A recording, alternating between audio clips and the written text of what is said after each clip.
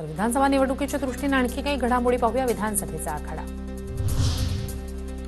शंभूराज देसाईंनी पदाचा गैरवापर केला. पोलीस खात्याचा गैरवापर करून गद्दारांना पळायला मदत केली. उद्धव ठाकरेंचा आरोप.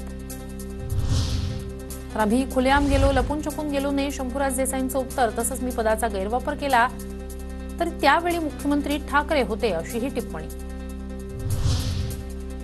चांदवडमध्ये फडणवीसांकडून राहुल आहेरांना मंत्रिपदाचं आश्वासन. तुम्ही मला आमदार द्या, मी तुम्हाला मंत्री देतो. प्रचार सभेत फडणवीसांचं वक्तव्य. 20,000च्या आत लीड असेल तर राज्यमंत्री आणि 20,000वर लीड असेल तर कॅबिनेट मंत्रीपद देण्याचं आश्वासन. महायुतीतून मंत्रिपद घ्यायचं आणि बंडखोरी करायची हे चालणार नाही. मुख्यमंत्री शिंदेंचा हिना गावितांना इशारा. अक्कलकुवामधून हिना गावित बंडखोरी करत अपक्ष म्हणून रिंगणात. इथून शिंदे गटाचे आमशा पाडवी महायुतीचे उमेदवार. ही विधानसभा निवडणूक माझी शेवटची निवडणूक असेल, दीपक केसरकर यांची माहिती.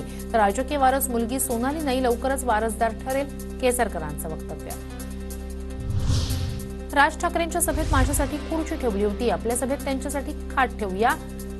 मनसेच्या सभेत खुर्ची ठेवल्याच्या मुद्द्यावरून संजय राऊतांचा निशाणा. तर ठाकरे आहात, ठाकरेंप्रमाणे वागा, दिल्लीची चाकरी करू नका, संजय राऊतांची राज ठाकरेंवर टीका. देवेंद्र फडणवीसांच्या अस्तित्वाची लढाई आमच्यासाठी, महाराष्ट्राच्या अस्मितेची लढाई. संजय राऊतांचा हल्लाबोल. महाराष्ट्राच्या तुळशी वृंदावनातील भांगेची रोपटी उपटून टाकणार असल्याची ही टीका. मुख्यमंत्री पदाच्या चर्चेवरून सदाभाऊ खोत यांनी जयंत पाटलांची उडवली खिल्ली. मुख्यमंत्री व्हायचंय म्हणून काही जण भावनिक राजकारण करतायत, असंही वक्तव्य. राष्ट्रवादी काँग्रेसच्या घड्याळाचं बटन दाबणार, सर्वांना सांगणार. या जाहिरातीवर निवडणूक आयोगाचा आक्षेप. काही संदर्भांवर आक्षेप घेत मंजुरीसाठी ठराविक भाग काढण्याचे निर्देश.